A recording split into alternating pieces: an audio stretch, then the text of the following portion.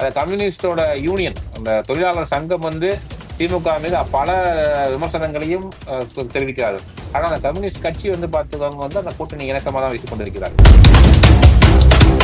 திமுக வந்து பலமாக பிளஸ் இன்னொன்று வந்து பாருங்க, இந்த பக்கம் வந்து எலெக்ஷன் வந்து பாத்தீங்கன்னா டிஎம்கே அண்ட் அலையன்ஸ் ஒரு side, as of now AIADMK and BJP ஒரு சைடு, மேபி பாமக, தேமுதிக இவர்கள் வந்து சேரலாம். சீமான் ஒரு சைடு, விஜய் ஒரு சைடு. ஸோ சீமான், விஜய் 2 பேரும் சேர்ந்து ஒரு 10% அவங்க ஆல்ட்டு 10%, 11% அவங்க இது பண்றாங்க அப்படின்னா, ஸோ இவங்களோட அந்த ஏடிஎம்கேல இருந்து ஒரு கொஞ்சம் ஓட்டு வெளில போனாலுமே சரி, அது டிஎம்கேக்கு வந்து இன்னும் ஒரு ப்ளஸ் பாயிண்டாக தான் இருக்கு.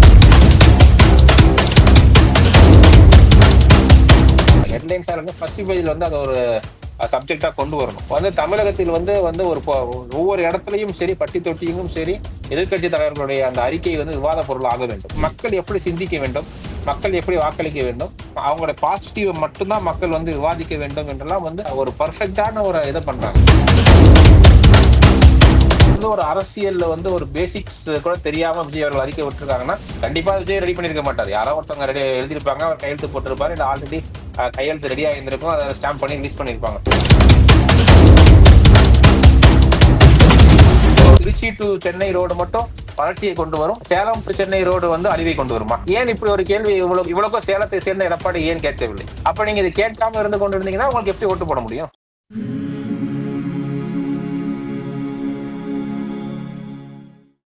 அன்பு நேயர்களுக்கு வணக்கம். நம்முடன் இன்று இணைந்திருப்பவர் ஊடகவியலாளர் வின்ஸ்டன் ராஜ். வணக்கம் வின்ஸ்டன், உங்களை வரவேற்பதில் பெருமிதம் அடைகிறோம். வணக்கம். சொல்லி அடிச்சாரு மோடி அப்படின்னு சொல்லுவாங்க ஒவ்வொரு முறையும். இந்த முறை இவர் 3வது டேர்ம் பதவி ஏற்கும்போது நிறைய எதிர்பார்ப்புகள் இருந்தாலும் 400 எட்ட முடியாட்டியும் ஒரு மாதிரி சந்திரபாபு நாயுடு மற்றும் நிதிஷ்குமார் அவர்களின் துணையுடன் அப்படியே ஆட்சியை கெட்டியா பிடிக்க முடிஞ்சிருந்தாலும் கூட 4வது பொருளாதாரத்தை நோக்கி இந்தியா முன்னேறி இருக்கிறது. அதுவும் ஜப்பானை பின்னுக்கு தள்ளிவிட்டு. இதை நீங்க எப்படி பாக்குறீங்க? இது வந்து முன்னாடியே எதிர்பார்த்தது தானா, இல்ல கரெக்டா போயிட்டு இருக்கோமா? இது வந்து ஒரு மிகப்பெரிய வரலாற்று சாதனை. அது வேற எந்த ஒரு வார்த்தையும் வந்து இது சாதனை அப்படிங்கிறத தாண்டி வேற எந்த ஒரு வார்த்தையாலையும் வந்து இதை வர்ணிக்க முடியாது. ஏன்னா வந்து ஒரு 40-50 வருடங்களுக்கு முன்னாடி இந்தியாவோட நிலைமை வந்து எவ்வளவு ஒரு மோசமான இடத்துல இருந்தோம். ஏன்னா வந்து நம்மளோட சுயமா நம்மளோட மக்களுக்கான உணவையே வந்து நம்மளால வந்து வழங்க முடியாத இடத்துல இருந்த இந்தியா இந்த ஒரு 50-60 வருடங்களாக இப்படி ஆஃப்டர் 1990 இந்த குளோபலைசேஷன் அதுக்கப்புறமேட்டு இந்தியா அடைந்த வளர்ச்சி வந்து ரியலி வந்து இட் இஸ் மற்ற உலக நாடுகளால வந்து ஏற்றுக்கொள்ள முடியாத இல்ல அவங்களால வந்து நம்ப முடியாத அளவிற்கு வந்து வளர்ச்சி. அதுவும் ரவுண்ட்ல லாஸ்ட் 10 இயர்ஸ் ஆஃப்டர் நீங்க 2014 என்டிஏ கவர்மெண்ட் வந்த பிறகு இந்தியாவோட ஒவ்வொரு திட்டங்களும் இவங்க வகுக்கும் போதும் ஒரு லாங் டேர்ம் விஷனோட தான் வந்து இவங்க வந்து இது பண்றாங்க. அதுக்கு சில எக்ஸாம்பிள்ஸ்லாம் நீங்க எடுத்து பாத்தீங்கன்னா, இந்த ஆயில நம்ம பெட்ரோல் இதுக்கெல்லாம் வந்து பாத்தீங்கன்னா வந்துட்டு நம்மளோட திடீர்னு வந்து இந்த பிரைஸ் ஹைக் ஆனது, இதெல்லாம் வந்துட்டு நம்ம மக்கள் வந்து பிஜேபி கவர்மெண்ட் மேல, என்டிஏ கவர்மெண்ட் மேல, மோடி அவர்கள் மீது பல பல வகையான விமர்சனங்களும் மக்களுக்கு வந்து ஒரு கோபங்களும் இருந்தது. ஆப்வியஸ்லி ஒரு விலை ஏறும்போது வந்து ஆளும் தரப்பு மீது இருக்கக்கூடிய கோபங்கள் தான். ஆனால் அது எல்லாம் தாண்டி இந்த ஆயில் பாண்ட் அப்படிங்கிற ஒரு விஷயத்த வந்து மன்மோகன் சிங் அவர்கள் வந்து 2009 to 14 அந்த பீரியட்ல வந்து கொண்டு வந்த போது ஈவன் நம்ம எல்லாத்துக்கும் தெரியும், மன்மோகன் சிங் அவர்களே பல இடங்களை குறிப்பிட்டது போல அவருக்கே அதுல வந்து ஒரு மிகப்பெரிய இன்ட்ரெஸ்ட் கிடையாது. ஏன்னா மன்மோகன் சிங் அவர்களுடைய பிரதமராக மன்மோகன் சிங் அவருடைய நிர்வாக திறமை மீது பல விமர்சனங்கள் இருக்கலாம். ஆனால் இஸ் அ பினான்சியல் எக்ஸ்பர்ட், அதுல வந்து எந்த ஒரு மாற்று கருத்தும் கிடையாது.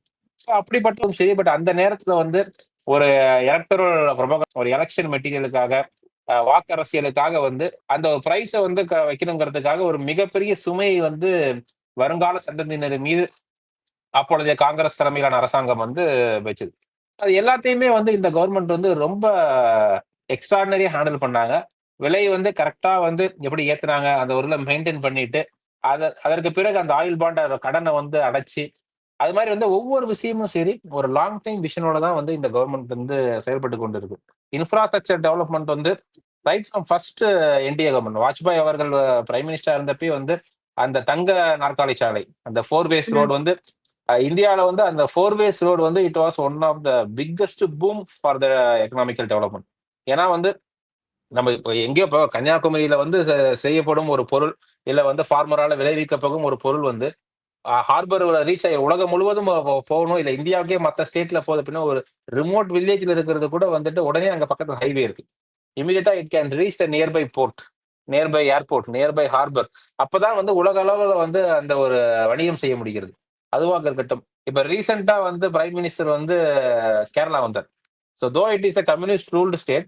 அங்க வந்து அதானிக்கு செல்வ ஒரு போர்ட் வந்து பெரிய லெவல்ல செஞ்சாங்க. ஸோ அது மூலமா வந்து ஜஸ்ட் அது வந்து ஒரு போர்ட் ஏதோ ஒரு துறைமுகத்தை வந்து ஓப்பன் பண்ணாங்கறத தாண்டி, ஒரு துறைமுகம் வந்து ஓப்பன் பண்ணா, அது மூலம் வந்து எத்தனாயிரம் கோடி வந்து வருமானம் வந்து நம்ம நாட்டுக்கு வரப்போகுது.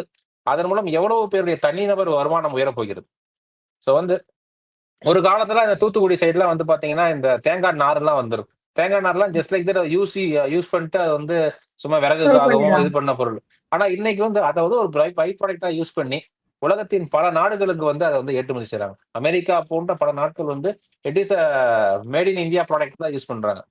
பர்சனலா வந்து நான் வந்து சென்ற வருடம் வந்து நான் யுஎஸ் போயிருந்தப்ப, பர்சனலா நான் பார்த்த ஒரு விஷயம், அங்க வால்மார்ட்ல போகும்போது, ஊதுபத்தி ஊதுபத்திஸ் வந்து இருந்துச்சு. வந்து அவங்க அந்த ஸ்டிக்ஸ் வச்சிருக்காங்க. அத எடுத்து பார்க்கும்போது, ஆல்மோஸ்ட் அங்க இருந்த அத்தனை ஊதுபத்திலயும் சரி, it is made in India product. So வந்து ஏதோ ஒரு நாட்டில், ஏதோ ஒரு இடத்துல வந்து இருக்கிற அளவுக்கு சோ வந்து இவங்க நார்மலா சொல்றாங்கல்ல, ஒரு மோடி வந்து உலகம் சுற்றும் நம்ம தமிழ்நாட்டுல வந்து மீம்ஸ் போடுவாங்க. ஆ ஜஸ்ட் இவங்களா வந்து ஒரு 4, 5 மீடியா சேனல பார்த்துட்டு, ஆ திக பேசுவதும், திமுக பேசுவதும், இங்க தமிழகத்தின் கம்யூனிஸ்ட் பேசுவதும் மட்டும் தான் உலக அரசியல் நம்பிக்கொண்டிருக்கும் பல பேர் வந்து இவங்க மீன் படம் மோடி வந்து உலகம் சுற்றும் வாலிபர். அங்க ஜஸ்ட் ஒரு டிஎஸ்எல்ஆர் கேமரா வச்சுட்டு இருக்கு. பைனாக்குலர் வச்சுட்டு இருக்க போட்டோவை வச்சு போடுவாங்க. ஆனா உலகளாவில் எவ்வளவு பெரிய விஷயத்த வந்து நம்மளோட இந்தியாவுக்கான சந்தையை வந்து திறந்து வைத்திருக்கிறார். நம்ம இப்பயும் பார்க்கலாம். சின்ன சின்ன ஊரோட ரயில்வே ஸ்டேஷன்லயுமே சரி, ஒரு சென்ட்ரல் ம். கவர்ன்மென்ட்டோட ஸ்டால் ஒண்ணு இருக்கு. சோ அந்த ஆமா. ஊ ஆமா. அந்த ஊர்ல வந்து என்ன வந்து மேக்ஸிமம் மக்கள் வந்து புரொடியூஸ் பண்றாங்களோ, அத வந்து அவங்க இது பண்றாங்க. இதை தாண்டி போஸ்ட் ஆஃபிஸ் மூலமா நீங்க திருநெல்வேலி அல்வால ஆரம்பிச்சு கோவில்பட்டி கடல முட்டாய் மூலம் வரை போஸ்ட் ஆஃபிஸ் மூலமா வாங்க முடியும். அப்படிங்கிறதெல்லாம் வந்துட்டு இதெல்லாம் வந்து ஒரு மிகப்பெரிய சந்தைய வந்து இந்த கவர்ன்மெண்ட் வந்து படுத்தியிருக்காங்க. இதோட எண்ட் ரிசல்ட் தான். ஏன்னா நம்ம உடனே நம்ம சொல்லிருவோம் உடனே, அதானி வளர்ந்திருக்காரு, அம்பானி வளர்ந்திருக்காரு அப்படின்னு மட்டும் கிடையாது. இன்னைக்கு வந்து மக்கள்ட்ட பணப்புழக்கம் வந்து மிக அதிக அளவில் வந்து ஏற்பட்டிருக்குது. ஒரு மாருதி கார் வைத்திருப்பது வந்து ஒரு மிகப்பெரிய லக்ஸூரியாக இருந்த நமது நாட்டுல வந்து, இன்னைக்கு ரொம்ப ஈஸியா நம்ம வந்து 15 லேக்ஸ், 25 லேக்ஸ் ரீசன்ல இருக்க எம்ஜியா இருக்கட்டும், கியாவா இருக்கட்டும், அது மாரியான இன்டர்நேஷனல் பிராண்ட்ஸ வந்து நம்ம ரொம்ப ஓகே. BMW, ஆடி வரை வந்து நம்ம வந்து ரொம்ப ஈஸியா நம்ம பார்க்க முடியுது. பட் அது இல்லாட்டியும் வந்து மாருதி வந்து இன்னைக்கு வந்துட்டு ரொம்ப காமன் கார் ஆயிடுச்சு. சோ அந்த அளவிற்கு வந்து மக்கள்ட்ட இதுக்கு வந்து பணப்புழக்கம் அதிகமா இருக்கிறது. ஸ்பெண்டிங் பவர் நம்ம இன்னைக்கு பார்ப்போம். நம்ம வந்து ஒவ்வொரு மிகப்பெரிய அந்த மால்களா இருக்கட்டும், இல்ல வந்து இந்த வீக்கெண்ட்ஸ்ல மக்கள் வந்து ஸ்பெண்டிங் பவரா இருக்கட்டும். சோ எல்லா வகையிலும் வந்து மக்களுடைய பொருளாதாரத்தை வந்து இந்த அரசாங்கம் வந்து உயர்த்திருக்கிறது. எஸ் அஃப்கோர்ஸ் விலைவாசி உயர்வு இருக்கத்தான் செய்யும். அது வந்து இன்ஃப்ளேஷன் அது வந்து இந்தியாவில் மட்டும் கிடையாது. உலகத்தின் அனைத்து நாடுகளிலும் இன்னைக்கு வந்து நம்பர் 1 எக்கனாமிக்கலா வந்து $30 டிரில்லியன் வைத்திருக்கும் அமெரிக்காவாக இருக்கட்டும், இல்ல 14 to 15 டிரில்லியன் டாலர் வைத்திருக்கும் சைனாவாக இருக்கட்டும். So எல்லா இடத்துலயுமே வந்து அந்த இன்ஃப்ளேஷனால விலை உயர்வு இருக்கத்தான் செய்யுது.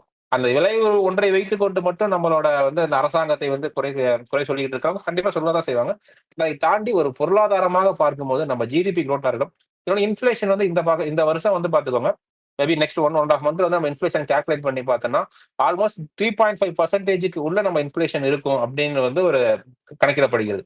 அதே மாரி நம்ம ஜிடிபி குரோத்துமே வந்து 7.2 to 7.5% ஜிடிபி குரோத். ஒரு 7.2 to 7.5% டெவலப்மென்ட்ல வந்து நம்ம இதே டெவலப்மென்ட்ல போயிட்டு இருந்தா, very soon we will be in the 3rd spot. Okay. 2ண்ட் ஸ்பாட் அண்ட் 1st ஸ்பாட். அதுக்கு வந்து நம்ம சைனாவை வீழ்த்தி தான் 2வது இடத்துக்கு போக வேண்டும். அமெரிக்காவை வீழ்த்தி தான் முதலிடத்திற்கு போக வேண்டும். அதுக்கு வந்து தொலைதூர பயணம் இருக்கு. அது வி ஹேவ் டு அக்ரி. அது வந்து நம்மளோட கரண்ட் கவர்ன்மென்ட்டோட கால்குலேஷன் படி 2047ல நம்ம $30 டிரில்லியன் எக்கனாமி வந்து நம்ம அச்சீவ் பண்ணுவோம் அப்படின்னு வந்து நம்முடைய பாரத பிரதமருடைய கனவு. நம்ம 30 டிரில்லியன் 2047 அச்சீவ் பண்ணும்போது as America will be somewhere 100 trillion. That is அத பார்த்தாகணும். பட் அந்த 2வது இடத்திற்கு செல்வதற்கான ஒரு மிகப்பெரிய பாதையை தான் இப்பொழுதைய என்டிஏ கவர்மெண்ட்டும் பாரத பிரதமர் மோடி அவர்களும் செயல்படுத்திக் கொண்டிருக்கிறாங்க. நம்ம வந்து ஒரு ரொம்ப சைலண்டான இதுல வந்து ஒரு ஹீரோவா வந்து நம்ம பார்க்க வேண்டியது நம்ம ஃபினான்ஸ் மினிஸ்டர். சோ வந்து எல்லாருமே வந்து மோடி அவர்களை பாராட்டுறதுக்கு ஈக்குவலா வந்து நிர்மலா சீதாராமன் அவர்களையும் வந்து நம்ம பாராட்டி ஆகணும். ஏன்னா வந்து கொரோனா மாதிரியான ஒரு அவங்க அந்த சந்திச்ச இக்கட்டான நிலைமை வந்து இந்தியாவின் இதற்கு முன்னாடி பல ஜாம்பவான்கள் என்று தங்களை தாண்டி சொல்லிக் கொண்டிருக்கும் எந்த நிதியமைச்சரும் சந்திக்க முடியாத சேலஞ்சஸை வந்து நிர்மலா சீதாராமன் அவங்க வந்து சந்திச்சாங்க. ஏன்னா அதையுமே அந்த டைம்ல வந்து எவ்வளவு தூரம் வந்து மக்களுக்கு வந்து ஒரு அஃபெக்ட் ஆயிராம பேங்க்ல பேசி ஒரு 3 மாசம் இஎம்ஐ கட்டலினாலும் பரவாயில்ல, அதை நீங்க ஹோல்ட் பண்ணுங்க சொன்னதா இருக்கட்டும், எம்எஸ்எம்இகளுக்கு வந்து பல சலுகைகளை அள்ளி தந்ததாக இருக்கட்டும். அதெல்லாம் ரொம்ப இம்ப்ரூவ் பண்ணி ஸோ தட் இண்டஸ்ட்ரி வந்து ரொம்ப படுத்தக்கூடாது. அது மாதிரி இப்ப ஜிஎஸ்டி வந்து எல்லா வகையிலும் சரி எல்லா மாநிலங்களுக்கும் ஏற்றுக்கொள்ளும். ஏன்னா ஜிஎஸ்டி வந்து ஒவ்வொரு முறை ஜிஎஸ்டி ஏற்றப்படுவதெல்லாம் வந்துட்டு இப்ப சன் நியூஸோட நியூஸ் கார்டு பாத்தீங்கன்னா நிர்மலா சீதாராமன் போட்டோ மட்டும் தான் இருக்கும். அந்த ஜிஎஸ்டி கவுன்சில் பங்கேற்றுக் கொண்டிருக்க தங்கம் தென்னரசோட போட்டோ மட்டும் சன் டிவிக்கு எப்பயுமே கிடைக்காது, இல்ல கலைஞர் டிவி கிடைக்காது. சோ சோ வந்து அனைத்து மாநிலங்களுக்கும் வந்து ஒரு அனைவரும் எடுக்கக்கூடிய ஒரு முடிவை தான் ஜிஎஸ்டி கவுன்சில் வந்து செயல்படுத்துறாங்க. So இது மாதிரி உங்களோட ஒவ்வொரு பினான்சியல் பிளானுமே சரி, பினான்சியல் நகர்வுகளுமே சரி, ஒரு லாங் டைம் விஷன். சில நேரங்களில் சில கசப்பு மருந்துகள் இருக்கலாம். இப்போ இன்னைக்கு வந்து நமக்கு வந்து இதுவா இருக்கலாம். சோ அதையெல்லாம் தாண்டி வந்து ஒரு 2047 வந்து ஒரு லாங் டைம் விஷன் நோக்கி தான் போயிட்டு இருக்கோம். அதோட ஒரு மாபெரும் வெற்றி தான் இந்தியா வந்து பொருளாதாரத்தில் வந்து 4வது மிகப்பெரிய நாடாக உருவாக்கி இருப்பது. இன்னொரு நேரத்தை சொல்லிக்கணும் வந்து India is not tax free country before GST. நிறைய பேர் என்ன நினைக்கிறாங்கன்னா, ஒரு பண்ணுக்கு சொல்றாங்களா, கோயம்புத்தூர்ல வந்து பிரச்சனையாச்சு. கிரீம் பண்ணுக்கு வந்து என்னமோ வந்து ஜிஎஸ்டி வர்றதுக்கு முன்னாடி கிரீம் பண்ணு எல்லாம் வந்து என்னமோ சும்மா கொடுத்துட்டு இருந்த மாதிரியும், ஜிஎஸ்டி வந்ததுக்கு அப்புறம் தான் டாக்ஸ். அதுக்கு முன்னாடி வேட் வரி, சர்வீஸ் டாக்ஸ், எக்ஸைஸ் டியூட்டின்னு 1000 டாக்ஸ் இருந்துட்டு இருந்த கண்ட்ரி தான் நம்ம நாடு. அது எல்லாத்தையும் விலக்கி ஜிஎஸ்டி என்பது வந்து ஒரு யூனிஃபைட் டாக்ஸா கொண்டு வந்திருக்காங்க. இது எல்லா விஷயத்தையும் சரி, எல்லா வகையிலையும் சரி, ஒரு லாங் டைம் விஷன்ல நம்மளோட வருங்கால சந்ததியினர் ஒரு மிகப்பெரிய பொருளாதார வல்லரசு நாட்டில் தான் வசிப்பார்கள் என்பதை வந்து உறுதி செய்யும் வகையில் தான் இந்த அரசு வந்து திட்டங்களை தீட்டி செயல்படுத்தி கொண்டிருக்கிறது. So great appreciation for our prime minister and finance minister. ரொம்ப ஒரு டீடைல்டான ஒரு டிஸ்கிரிப்ஷன், உண்மையாகவே ஏற்றுக்கொள்ளப்பட வேண்டிய ஒன்றாக தெரிகிறது. நிறைய பேர் இது ஒரு மாற்று கருத்து கூட சொல்லியிருக்காங்க. என்னங்க 0.01 தானே பெர்சன்டேஜ் தானே நம்ம இன்க்ரீஸ் ஆயிருக்கோம், அதை எப்ப வேணா ஜப்பான் முந்திட்டு போகலாம் அப்படிங்கிற ஒரு வாதத்தையும் முன் வச்சிருக்காங்க. எவ்வளவு பெர்சன்டேஜ்ங்கிறத தாண்டி இன்று நம்ம இருக்கோம். இனி வரும் காலங்கள்ல நம்மளோட வளர்ச்சி வந்து 6 மடங்கா இருக்கு. அதுல ஆனா அவங்க அதே ஜப்பானோட வளர்ச்சி பாத்தீங்கன்னா 0.6% தான் வளர்ச்சி கொடுத்திருக்காங்க. சோ வளர்ச்சி இதே வேகத்தில் போனால் நம்ம சீக்கிரம் அவங்க பிடிக்க முடியாத இடத்தை தாண்டி போயிடுவோம் அப்படிங்கிறது தான் உண்மையான நிலை. தமிழக அரசியல் களம், இங்க வந்து நிறைய இடி ரைடு அதெல்லாம் இருந்த போது முதலமைச்சர் நிதி ஆயோக்ல போனாரு. பெண்கள் பாதுகாப்பு உறுதிப்படுத்தினாரு. பெண்கள் வேலைக்கு போறாங்க, சுயசார்பா இருக்காங்கன்னு சொன்னாரு. பெண்களுக்கு வந்து முன்னுரிமை அளிக்கும் மாநிலம் தமிழகம்னு சொன்னாரு. இது பற்றி உங்கள் பார்வை என்ன? 3 வருடங்களுக்கு பிறகு வந்து இந்த நிதி ஆயோக் மீட்டிங்ல வந்து ஸ்டாலின் அவர்கள் சிஎம் வந்து பார்ட்டிசிபேட் பண்ணது வந்து நிச்சயமா வந்து ஒரு பாராட்டுக்குரிய விஷயம். ஏன்னா வந்து அரசியல் என்பது வேறு, மாநிலத்தின் வளர்ச்சி என்பது வேறு. ஸோ அரசியல் அப்படிதான் வந்து பிரதமர் அவர்களும் பார்க்கிறார் என்பதுதான் வந்து நம்மளுடைய பல இடத்துல வந்து பிரதமர் நிரூபித்துள்ளார். ஸோ வந்து இப்ப தமிழ்நாட்டுல வந்து ஒரு 40 எம்பில ஒரு எம்பி கூட வரப்போறது இல்ல. நமக்கு வந்து நமக்கு எதிரான ஒரு பிம்பம் இருக்கும் மாநிலம் அப்படின்லாம் வந்து எந்த ஒரு திட்டம் தீட்டுவதிலும் சரி, பட்ஜெட் அலோகேஷன்லயுமே சரி, ஸோ கவர்மெண்ட் வந்து அப்படிலாம் நினைக்கிறதே கிடையாது. அப்படிதான் பல சிறப்பு திட்டங்களை வந்து தமிழகத்திற்கு வந்து கொடுத்து கொண்டு தான் இருக்கிறாங்க. இவங்க வந்து 21 பைசான்னு சொன்னாலும் சரி, 23 பைசாலும் சரி, பட்ஜெட்ல தமிழ்நாடுங்கிற பேரே இல்லைன்னு சொல்லி என்ன சொன்னாலுமே சரி, தமிழ்நாட்டிற்கு வரும் எந்த ஒரு தொகையிலையும் சரி, அவங்க வந்து ஒரு சரி நமக்கு ஓட்டு போடாத மக்கள் அப்படின்லாம் எதையுமே பார்க்கறதே கிடையாது. அது மாதிரிதான் வந்து முதலமைச்சரும் நடந்து கொள்ள வேண்டும் என்பது அனைவருடைய விருப்பம். ஸோ வந்து உங்களுக்கு வந்து பிஜேபி பிடிக்காம இருக்கலாம், வந்து பாஜக தலைவர் மோடி பிடிக்காம இருக்கலாம். ஆனால் வந்து என்டிஏ கவர்மெண்ட், அந்த கவர்மெண்ட் மீது வந்து நம்ம வந்து அக்செப்ட் பண்ணி தான் ஆக வேண்டும். நம்முடைய பிரதமர் மோடி என்பதை அக்செப்ட் பண்ணி தான் ஆகணும். கடைசியில வந்து 3 வருடங்களுக்கு பிறகு இப்பொழுதாவது வந்து மாநிலத்தின் வளர்ச்சி மீது அக்கறை கொண்டு நம்முடைய முதலமைச்சர் இந்த மாநாட்டில் கலந்திருப்பது வந்து இன்னொரு முறை வந்து நம்ம அதுக்கான பாராட்டுதலை தெரிவிக்க வேண்டும். இதை தாண்டி அதுல வந்து அவர் வைத்த திட்டங்கள், கோயம்புத்தூர்ல வந்து எய்ம்ஸ் வேணும்னு சொன்னதாகட்டும், இது போன்ற பல திட்டங்கள் வந்து நிச்சயமா தமிழ்நாட்டு வளர்ச்சிக்கு வந்து ஹெல்ப் பண்ணக்கூடிய விஷயம் தான். அதே மாதிரி இந்த பெண் சேஃப்டி, ஏன்னா இப்ப அண்மை காலமாக வந்து தமிழ்நாட்டுல வந்து லா அண்ட் ஆர்டர் இஷ்யூ வந்து, அதுவும் பெண்களை மையமாக வைத்துக் கொண்டிருக்கும் லா அண்ட் இஷ்யூ வந்து ரொம்ப அதிகமா போயிட்டு இருக்கு. சோ இந்த நேரத்துல வந்து முதலமைச்சரின் இந்த கருத்தும் வந்து ஒரு நிச்சயமாக அதையும் வந்து நம்ம அப்சர்வ் பண்ணணும். ஓகே, எந்த டைம்ல அதை சொல்றாங்க, நார்மலா டைம்ல சொல்லாம எந்த டைம்ல இதை சொல்றாங்க. ஏன்னா நம்ம பார்க்க யார் அந்த தம்பியில ஆரம்பிச்சு யார் அந்த சார் அப்படி இப்படின்ட்டு வந்து எவ்வளவோ போயிட்டு இருக்குல்ல. தஞ்சாவூர், செங்கல்பட்டு இந்த விஷயங்கள் போயிட்டு இருக்கும்போது பெண்களின் பாதுகாப்பை வந்து தம்பி வரைக்கும் முன்னேறி இருக்கு. யார் அந்த சார்ல இருந்து. ஆமா. சோ அப்படின்னு பல விஷயங்கள் வந்து பெண்களின் பாதுகாப்பை வந்து நிச்சயமாக வந்து பிரதானப்படுத்த வேண்டும். சோ அதையும் வந்து முதலமைச்சர் பேசியிருக்கிறார். அதை தாண்டி வந்து தமிழகத்திற்கான டாக்ஸ் அலோகேஷன் வந்து நீங்க 41% இருக்குது. அதை வந்து நம்ம எப்படி செயல்படுத்த வேண்டும், மாநிலத்திற்கு நிதியை வந்து எப்படி பெற வேண்டும், இது போன்ற பல விஷயங்களையும் வந்து முதலமைச்சர் பேச, அதை தாண்டி வந்து பிரைம் மினிஸ்டர் வந்து பர்சனலா பேசி கூட பல வேண்டுகோள்களையும் விடுத்திருக்கிறார். ஸோ எண்ட் ஆஃப் த டே வந்து கடந்த சுமார் 3 வருடங்களுக்கு பிறகு இப்பொழுது அந்த நிதி ஆயோக் மீட்டிங்ல வந்து ஸ்டாலின் அவர்கள் பங்கேற்றிருப்பது வந்து வி ஹேவ் டு அப்ரிஷியேட். அதை அடுத்தடுத்த வருடங்களுக்கும் சரி, மேபி இன்னும் அடுத்த வருடம் அவர் முதலமைச்சராக இருந்தாலும் சரி, இல்லாவிட்டாலும் சரி, அடுத்த வர ஆளுங்கட்சி வர வேண்டிய கட்சிகள் அதையும் இதை தொடர்ந்து எந்த ஒரு அரசியல் சார்பும் இல்லாமல் மாநிலத்தின் வளர்ச்சி மீது வந்து all CM should concentrate on that. சமீபத்தில் பாமக தலைவர் ராமதாஸ் அவர்கள் வந்து கூடிய இந்த மாவட்ட செயலாளர்கள் கூட்டத்துல எவ்வளவு பேர் வந்தாங்கங்கிறதையும் பார்த்தோம். ஆனா இதற்கு முன்னரே ஒரு சின்ன ஒரு நெருடல் மோதல் போக்கு இருந்தது நிலையில் இவர் வந்து ராமதாஸ் அவர்கள் வந்து தன்னுடைய மகள் வழி பேரனை வந்து நீ வெளியில வா, இனிமேல் கட்சி நிகழ்ச்சிகள்லாம் கலந்துக்கோ, நீதான் இளைஞரணி தலைவர் அப்படிங்கிற மாதிரியான உரிமையை கொடுத்திருப்பது எதை காட்டுகிறது? எந்த ஒரு டவுட்டும் இல்லாமல் அது வந்து ஒரு குடும்பத்தின் கட்சி அப்படிங்கிறதான் காட்டுது. ஏன்னா வந்து பாமக வந்து அவங்க வந்து அவங்களோட ஓட் பர்சன்டேஜ் வந்து ஒரு 4 to 5% வந்து இன்னும் டிப் ஆகாம பார்த்துப்பாங்க. ஸோ அந்த 4 to 5% வச்சுதான் அவங்க வந்து பல பேரங்களை வந்து தொடர்ந்து வந்து இந்த தமிழகத்தின் ஒவ்வொரு எலெக்ஷன் அப்பயும் பண்ணிட்டு இருக்காங்க. ஸோ அதை வந்து இருக்கிறதே இந்த 4 to 5% அதையும் வந்து 2-3 உடைக்கும் வேலையாக தான் இதை பார்க்க வேண்டும். ஏன்னா அன்புமணி ராமதாஸ் அப்படிங்கிறவர் தான் வந்து ஒரு ஃபேஸ். ஓகே, என்னதான் அவரோட பையனா இருந்தாலும் அந்த ஒரு வாரிசு அரசியலுங்கிறத தாண்டி வந்து ஒரு டிசர்வ்டு லீடர்.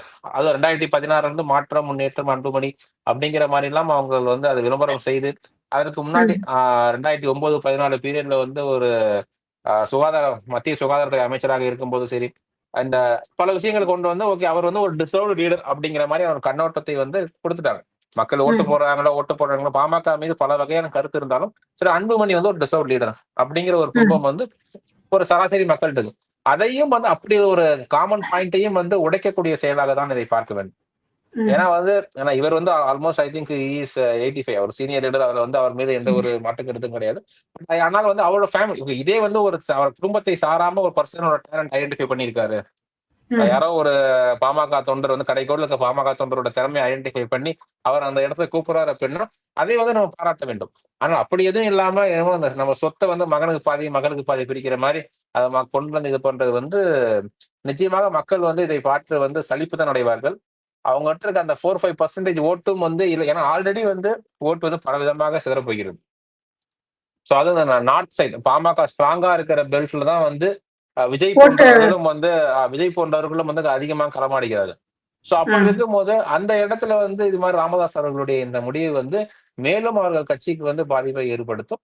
அது வந்து வரப்போகிற தேர்தல் இது வந்து அவங்க ஜஸ்ட் அவங்களுக்குள்ள பேச்சப் ஆகல அப்படின்னா வரப்போற எலெக்ஷன்ல வந்து இந்த பிளவு வந்து ரொம்ப ஈஸியா வந்து எல்லாருக்கும் தெரியும். 2026 தேர்தல் களத்தில் இன்றும் கூட திமுக தான் முன்னணியில இருக்கு அப்படின்னு சொல்லிட்டு சமீபத்தில் ஒரு பிரபல நாளினுடைய சர்வே ரிப்போர்ட்ல சொல்லியிருக்காங்க. இதை நீங்க எப்படி பாக்குறீங்க? ஆன்டி இன்கியூபன்சியை தாண்டி திமுக கழகம் முன்னிலையில் இருக்கிறதா? சர்வே கண்டிப்பா ஏத்துக்கிட்டு தான். நம்ம லாஸ்ட் டைம் நம்ம பேசும்போது கூட இதுதான் நம்மளும் பேசியிருந்தோம். நிச்சயமாக இன்று தேர்தல் நடந்தா வந்து டிஎம்கே ஹேஸ் அ எட்ஜ். ஏன்னா இப்ப பிஜேபி அண்ட் ஏடிஎம்கே வந்து ஒரு அலையன்ஸை ஃபார்ம் பண்ணிருக்காங்க. அந்த அலையன்ஸ் வந்து எந்த அளவு வந்து ஜெல்லாக ஆரம்பிச்சிருக்கு அப்படிங்கிறது வந்து ரிஃப்ளெக்ஸ் தெரியல. ஏன்னா நீங்க வந்து நம்ம ரொம்ப ஈஸியா அணுக முடியும் சமூக வலைதளத்தில் பார்த்தா அவ்வளவு பெரிய ஜெல்னஸ் வந்து நம்ம இன்னும் பார்க்கல. ஏன்னா பிஜேபி தொண்டர்கள்ட்ட வந்து மிகப்பெரிய ஏமாற்றம் வந்து இருந்து கொண்டுதான் இருக்கிறது. சோ அதை வந்து அவங்க எப்படி வருங்காலத்தில் இன்னும் ஆப்வியஸ்லி இன்னும் ஒரு 11 மாசம் கிட்ட இருக்கிறது. அதை கன்வின்ஸ் பண்ணி அதை எப்படி சரி பண்ணி கொண்டு வர போறாங்கன்னு தெரியும். ஏன்னா இந்த ஓட் கன்வர்ஷன் வந்து நடக்கணும். ஏன்னா அதான் நம்ம முன்னாடி பேசுன மாதிரி இன் election in politics 1+1 will not be 2. 1+1 will become 0 easily. ஏன்னா இப்ப நமக்கு பிடிக்காத ஒரு கட்சி வந்து ஒரு கூட்டணியில சேரும் போது அந்த கூட்டணிக்கு ஓட்டு போட நினைச்சிட்டு இருந்தாங்க, ஓட்டு போடாம போயிடுவாங்க. அவங்க நோட்டாக்கு போயிடுறாங்க, இல்ல அவங்க தோக்குன்னு வேற எதுக்கு போயிடுறாங்க. சோ அது மாதிரி வந்து பல இடங்கள்ல வந்து இப்போ சென்ற தேர்தல் எப்படி இருந்துச்சுன்னா வந்து பாஜகவிலிருந்து அதிமுகவிற்கு வந்து ஓட் கன்வர்ஷன் ஈஸியா நடந்த மாதிரி அதிமுகவிலிருந்து பாஜகவிற்கு ஆனதா என்பது வந்து ஒரு மிகப்பெரிய கேள்வி. சோ இது மாதிரி வந்து இந்த கூட்டணி வந்து ஜெல் ஆகி அது வந்து அந்த ஒரு எண்ட் ரிசல்ட் அது மேபி ஒரு எலெக்ஷனுக்கு முன்னாடி ஒரு 6 மாசத்துக்கு தான் நமக்கு தெரிய வருது. சோ அப்படிப்பட்ட ஒரு சுச்சுவேஷன்ல வந்து திமுகவோட கூட்டணி வந்து பலமாக தான் இருக்கிறது. அவங்களுக்குள்ள வந்து இப்ப எக்ஸாம்பிள் வந்து விடுதலை சிறுத்தைகள் திருமாவளவன் அவர்கள் வந்து பல கருத்துக்கள் தெரிவிப்பார். ஆனா எண்டாவதே வந்து அவர் என்ன சொல்லுவாருன்னா வந்து கூட்டணி உடைப்பதற்காக சரிதான் இது அப்படின்னு இந்த கூட்டணிங்கிற விஷயத்த வந்து அவங்க இது பண்ணிடுறாங்க. அந்த கம்யூனிஸ்டோட யூனியன் அந்த தொழிலாளர் சங்கம் வந்து திமுக மீது பல விமர்சனங்களையும் தெரிவிக்கிறார்கள். ஆனா அந்த கம்யூனிஸ்ட் கட்சி வந்து பார்த்துக்கவங்க வந்து அந்த கூட்டணி இணக்கமாக தான் வைத்துக் கொண்டிருக்கிறார்கள். சோ இதெல்லாம் வைத்து பார்க்கும்போது வந்து நிச்சயமாக அந்த based on the alliance formula DMK வந்து பலமான பிளஸ் இன்னொன்று வந்து பாருங்க, இந்த பக்கம் வந்து எலக்ஷனல் வந்து பாத்தீங்கன்னா டிஎம்கே அண்ட் அலையன்ஸ் ஒரு side, as of now AIADMK and BJP ஒரு சைடு, மேபி பாமக, தேமுதிக இவர்கள் வந்து சேரலாம். சீமான் ஒரு சைடு, விஜய் ஒரு சைடு. சீமான், விஜய் 2 பேரும் சேர்ந்து ஒரு 10% அவங்க ஆல்டுகெதர் 10%ஓ 11%ஓ அவங்க இது பண்றாங்க அப்படின்னா, ஸோ இவங்களோட அந்த ஏடிஎம்கேல இருந்து ஒரு கொஞ்சம் ஓட்டு வெளில போனாலுமே சரி, அது டிஎம்கேக்கு வந்து இன்னும் ஒரு ப்ளஸ் பாயிண்டாக தானே இருக்கும். ஸோ அன்லெஸ் அன்டில் ஆ திமுக மீது அவங்க இருக்க வழக்குகள், பல வழக்குகள் மீது வந்து நீதிமன்றம் வந்து தண்டனையை தெரிவித்து, மக்களுக்கு மீது அவர்கள் வந்து கோவம் ஃபீல் பண்ணணும். அதை தாண்டி வந்து ஏடிஎம்கே வந்து ஒரு புரொபகண்டா வந்து செட் பண்ண ஆரம்பிக்கணும். ஸோ வந்துட்டு ஜஸ்ட் வந்து அவர் வந்து இப்ப வந்து காட்டமாக வந்து அறிக்கை எடப்பாடி அவர்கள் விட ஆரம்பித்திருக்கிறார். இது எந்த அளவிற்கு மக்களிடம் சென்று சேர்ந்திருக்கிறது, சேர்ந்து கொண்டிருக்கிறது என்பது வந்து ஒரு மிகப்பெரிய கேள்வி. அவர் அறிக்கை விடுறாரு. ஒரு ட்விட்டர்ல இருந்தீங்கன்னா தெரியும். மத்தபடி நியூஸ்ல அவரோட அந்த அந்த எடப்பாடி அவர்களுடைய அன்றைய அறிக்கை வந்து தினமும் இரவு 8 மணிக்கு வந்து விவாத பொருளாக ஆக்கப்பட வேண்டும். அதற்கான அப்படி செஞ்ச அடுத்த நாள் வந்து தினத்தந்தியிலயோ, தினமலர்லயோ வந்து தினகரன்ல வராது. மத்தபடி தினத்தந்தியோ, தினமலர்லயோ வர வைக்கணும். அத வந்து ஒரு ஃபர்ஸ்ட் பேஜ்ல ஹெட்லைன்ஸா இருந்து ஃபர்ஸ்ட் பேஜ்ல வந்து அத ஒரு சப்ஜெக்ட்டா கொண்டு வரணும். வந்து தமிழகத்தில் வந்து வந்து ஒரு ஒவ்வொரு இடத்துலயும் சரி, பட்டி தொட்டியும் சரி, எதிர்க்கட்சி தலைவர்களுடைய அந்த அறிக்கை வந்து விவாத பொருள் ஆக வேண்டும். இப்படியெல்லாம் நடந்தால் மட்டும் தான் திமுக என்கிற ஒரு ஏன்னா அவங்க வந்து அந்த ஒரு மீடியா ஒரு பெரிய பவர் வச்சிருக்காங்க. பிளஸ் மக்கள் எப்படி சிந்திக்க வேண்டும், மக்கள் எப்படி வாக்களிக்க வேண்டும், அவங்களோட பாசிட்டிவ் மட்டும் தான் மக்கள் வந்து விவாதிக்க வேண்டும் என்றெல்லாம் வந்து ஒரு பெர்ஃபெக்ட்டான ஒரு இத பண்றாங்க. அது மாரி எந்த ஒரு வேலைகளையுமே செய்யாமல் அதிமுக அண்ட் பிஜேபி கூட்டணி வென்றுவிடும். அது வந்து ஆன்டி இன்குபன்சி இருக்கு. ஆனா அந்த ஆன்டி இன்குபன்சி வந்து அவங்களுக்கு வந்து அந்த கோவத்தை தாண்டி ஓகே இன்னொரு பவர் இவங்களுக்கு வந்து நமக்கு சொல்யூஷன் அப்படிங்கிற அந்த ஒரு நம்பிக்கையை வந்து அதிமுக அண்ட் பிஜேபி கூட்டணி வந்து இந்த நிமிடம் வரை பெரும்பான்மையான மக்களுக்கு தரவில்லை. ஸோ இதுக்கு முன்னாடி ஏடிஎம்கே டிஎம்கே ஓட்டு போட்டிருந்தாங்கன்னா, அது ஜெயலலிதா என்கிற ஒரு மாபெரும் சக்தி இருந்தாங்க. ஸோ ஓகே இவங்க பண்ற தப்புக்கு அவங்க தான் வந்து ஆல்டர்னேட்டிவ் பவர் அப்படின்ட்டு. அப்படி ஒரு சக்தியாக நிச்சயமாக எடப்பாடி உருவாகவில்லை. இப்ப இன்னும் சொல்லப்போனா தமிழகத்தின் அனைத்து மாவட்டங்களிலும் எடப்பாடி அவர்களை வந்து அதிமுகவின் தலைவராக ஏற்றுக்கொண்டார்களா அப்படின்னா, கட்சி தலைவர் மாவட்ட செயலாளர்கள் ஏற்றிருப்பாங்க. சோ அந்த வாக்களிப்பவர்கள் வந்து அந்த ஏடிஎம்கேவோட தொண்டர்களை ஏற்றுக்கொண்டாங்கன்னா தெரியும். ஏன்னா நெறைய சவுத் சைட்ல இருக்கட்டும், டெல்டா சைட்லயா இருக்கட்டும். ஆ லாஸ்ட் டைம்ல நீங்க பாருங்க எனக்கு தெரிஞ்சு தஞ்சாவூர் தொகுதியே வந்து தேமுதிக குடுத்தாங்க. ஆமா. ஏன்னா வைத்திலிங்கம் அவர்கள் வந்து ஓபிஎஸ் பக்கம் சாரி அத ஒருத்தர் அவங்க வந்து அந்த பக்கம் அவங்க போனோனே, சோ இவங்களுக்கு வந்து அங்க வந்து ஒர்க் பண்றதுக்கு வந்து ஒரு பெரிய மேன் பவர் இல்ல. சோ இது மாதிரி இதையெல்லாம் வந்து சரி செய்ய வேண்டும். அதை தாண்டி வந்து மக்களுடைய தாட் ப்ராசஸ வந்து இவங்களோட சிந்தனைக்கு ஏற்ற மாரி மக்களோட தாட் ப்ராசஸ கொண்டு போற அளவுக்கு ஒரு மாற்றணும். ஆமா. ஒரு அஜெண்டா மேக்கிங் பண்ணணும். அத பண்ணி அத வந்து மக்கள்ட்ட கொண்டு சேர்ந்தால் மட்டும் தான் that is what today election is. ஏன்னா சும்மா இவர் வந்து அறிக்கை விடுறாரு, இது பண்றாரு அப்படின்னா ஏன்னா அறிக்கை வந்து எல்லாருமே தெரியும். எவ்வளவு பேர் இப்ப எக்ஸாம்பிள் நேத்து ஒரு விஜய் வந்து அறிக்கை விட்டுருக்காரு. ஆமா. பாசிசமா, பாயசமா. அதை சார்ந்து நான் வந்து நிதி ஆயோக் மாநாட்டை கலந்து கொண்டதை விமர்சிச்சு வந்து விஜய் விட்டுருக்காரு. அதுல வந்து ரொம்ப அழகா ஒரு வார்த்தையை வந்து மென்ஷன் பண்றாரு. பாஜக ஆளாத மாநிலங்கள் அனைத்து மாநிலங்களும் புறக்கணித்துட்டார்கள் அப்படின்னு போட்டிருக்காரு. தெரியல வந்து ஆந்திரா ஆந்திரா சிஎம் அட்டன் பண்ணியிருக்காரு, ஜார்க்கண்ட் சிஎம் அட்டன் பண்ணியிருக்காரு. இவங்கெல்லாம் என்ன பாஜக ஆளாத மாநிலம் தானே. சோ அதான் இதுல என்னதுன்னா எந்த அளவிற்கு வந்து ஒரு அரசியல்ல வந்து ஒரு பேசிக்ஸ் கூட தெரியாம விஜய் அவர்கள் அறிக்கை விட்டுருக்காங்கன்னா, கண்டிப்பா விஜய் ரெடி பண்ணிருக்க மாட்டார். யாரோ ஒருத்தவங்க ரெடி எழுதியிருப்பாங்க, அவர் கையெழுத்து போட்டிருப்பாரு, இல்ல ஆல்ரெடி கையெழுத்து ரெடியா இருந்திருக்கும், அதை ஸ்டாம்ப் பண்ணி ரிலீஸ் பண்ணிருப்பாங்க. சோ இது மாதிரிதான். சோ இது மாதிரியான ஒரு விஷயங்கள் அறிக்கை வந்து யாராலும் விடலாம். சோ அது மாதிரியான அறிக்கையாக எடப்பாடி அவர்கள் அறிக்கை இல்லாமல் ஒரு மக்கள்கிட்ட வந்து அது வந்து ஒரு சின்ன சலசலப்பை ஏற்படுத்த வேண்டும்.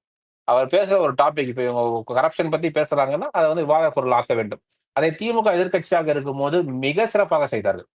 ஒவ்வொரு திட்டத்திலையும் சரி ஒரு மிகப்பெரிய சலசலப்பை ஏற்படுத்தினார்கள். இப்ப நீங்க பாருங்க, இப்ப 8 வழி சாலை வந்து இப்ப சேலம் சென்னை எக்ஸ்பிரஸ் ஹைவேஸ வந்து அவ்வளவு ஸ்ட்ராங்கா வந்து இவங்க இது பண்ணாங்க. அப்போஸ் நேத்து பண்ணாங்க. நிதி ஆயோக்ல வந்து சென்னையில இருந்து திருச்சிக்கு நினைக்கிறேன், if I am not wrong, subject to correction. அத வந்து சிஎம் வந்து ப்ரொபோஸ் பண்ணியிருக்காரு.